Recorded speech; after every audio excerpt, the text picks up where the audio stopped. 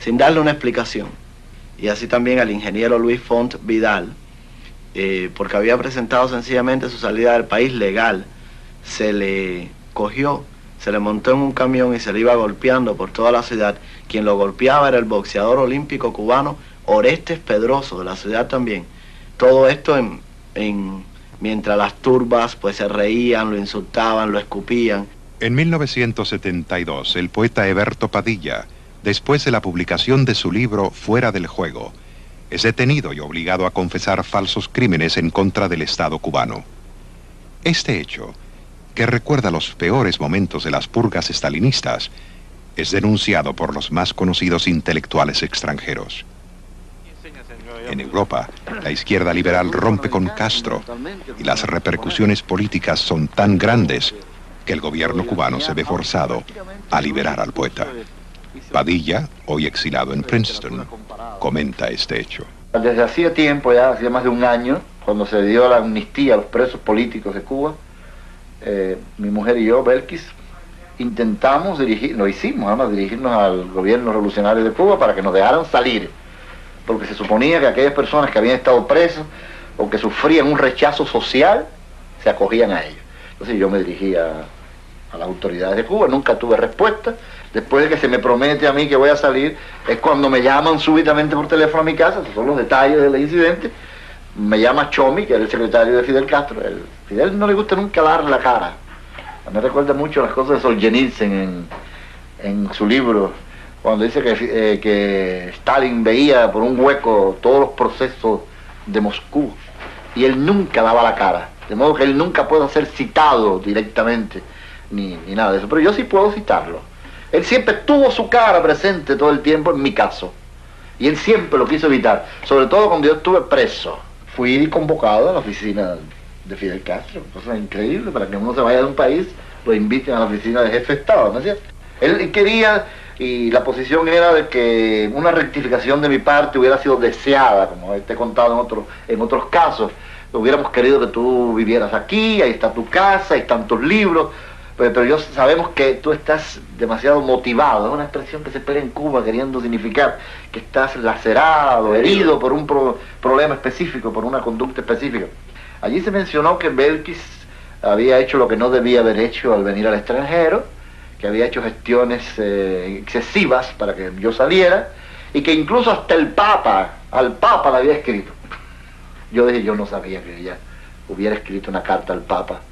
Todo el mundo dijo, los compañeros de la seguridad del Estado, nos han estado informando siempre, son gente muy fina, muy delicada, bueno, siempre han estado... ¿Tú mismo lo habías dicho en la autocrítica? ¿Cómo no? Yo siempre dije eso en la autocrítica. No, y además yo dije mucho más. Lo que me sorprende es que la cabeza política de algunos estúpidos que hay todavía en el mundo no hayan leído la única posible lectura de ese texto. Mi autocrítica era más un ruego para no ser creída. ¿Qué es este libro italiano que está por aquí? Cristianismo e ragion di Stato. Es un viejo coloquio del año 52 de entre católicos. Exactamente, es un libro que leyó Fidel Castro en su juventud, El cristianismo y la razón de Estado. Existe un momento en que la razón de Estado, por muy liberales que seamos, tiene que prevalecer por ciertas posiciones individuales.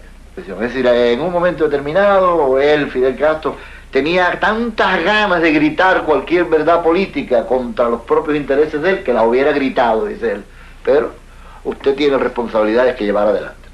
Nosotros no, digo que también conmigo que se habían cometido desmanes conmigo, que sabía que yo no iba a permanecer allí porque ya yo lo había hecho saber, pero que al regreso mío, si yo quería regresar a los 3 años, habría la oportunidad de discutir por qué esas cosas ocurren. ¿Y tú pensabas regresar? ¿Pensabas que hubiera jamás no, nunca he pensado en regresar.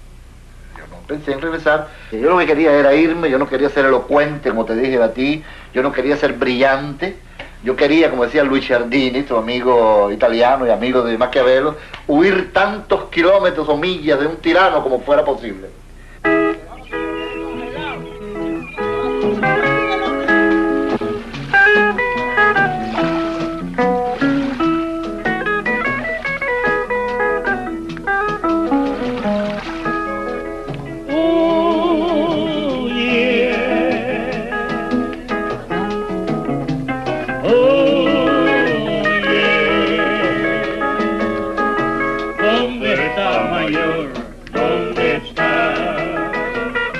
aquí en San Juan de Puerto Rico, que se parece tanto a Cuba, improvisamos una pachanguita.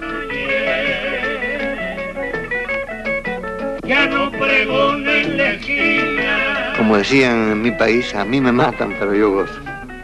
La fiesta para nosotros es una liberación. El que siembra su maíz, que se coma su pinón. El que siembra su maíz, que se coma su pinón. Que siembra su maíz, que se coma su pinón. El que siembra su maíz, que se coma su pinón. Muchacha, dice tu abuela, que no te metes en la cocina. Oye, muchacha, dice tu abuela, que no te metes en la cocina. ¿Y eso qué es? Esto es ajiaco. Ajiaco. Es un plato típico de Cuba y tiene 4 tipos de carne. Entonces tiene, aquí está, plátano, yautía, malanga, boniato, maíz. Exacto. El frijol negro es un grano de color negro que se cocina a base de aceite, vinagre, un poco de vino y entonces le echa un poquitico de orégano y con un buen sofrito de cebolla y ajo, y aquí tienen ustedes lo que es un frijol negro. Este arroz que ustedes ven aquí muy blanquito, esta es la base de la comida cubana. Sin arroz no hay comida cubana. Hacer este arroz es sumamente difícil.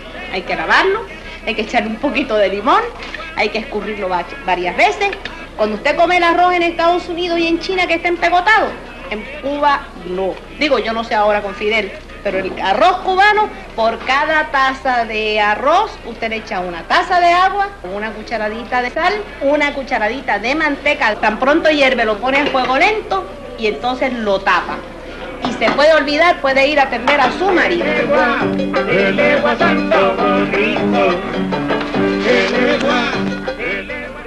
Hay escritores amantes del asfalto y de las grandes ciudades.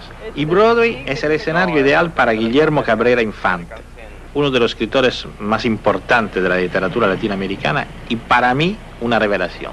El mayor ingenio humorístico de la lengua española, como lo definió una vez un crítico de la New York Review of Books.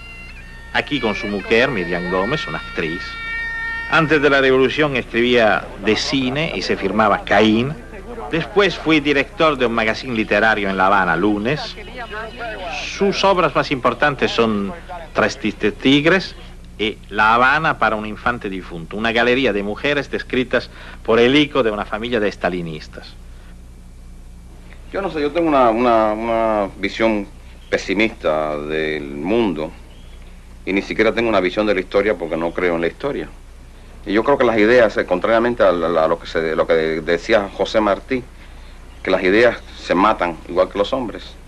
Hay muchas ideas que en Cuba han desaparecido por completo, que la gente ni la conoce. Guillermo, tú tenías padres comunistas, creo. Yo nací en un hogar comunista. Mis padres y mi padre y mi madre fueron fundadores del Partido Comunista en mi pueblo. Mi padre se encantó porque nací el 22 de abril, que es el día que nació Lenin. Pero mi madre se sintió muy disgustada porque ella quería que yo naciera el 23 de abril, que es el día que nació Shirley Temple. Entonces, lo grave es que hubiera nacido el 21 de abril, que es el día que nació Adolfo Hitler.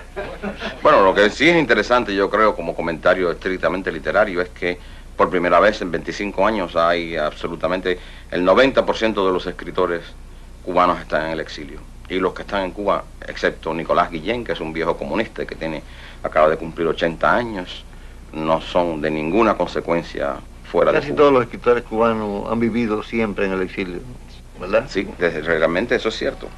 Es decir, desde Heredia, José María Heredia, en el siglo pasado, hacia 1830, que fue el primer poeta romántico en español. ¿Y tú dónde vives, Guillermo? Yo vivo en Londres y ahora soy inglés, súbdito de Su Majestad Británica, la Reina Isabel II, que Dios y la penicilina guarden. Y soy el único escritor inglés que escribe en español. ¿Tuviste que Guillermo tenía a todo el mundo loco todas las semanas en Cuba con esto? En un descanso de la filmación, viejos amigos se reúnen. Como siempre se habla de política, de sexo, de cine, y se recuerdan también las polémicas de los tiempos del periódico Revolución, cuando los intelectuales y el poder tenían todavía la posibilidad de polemizar.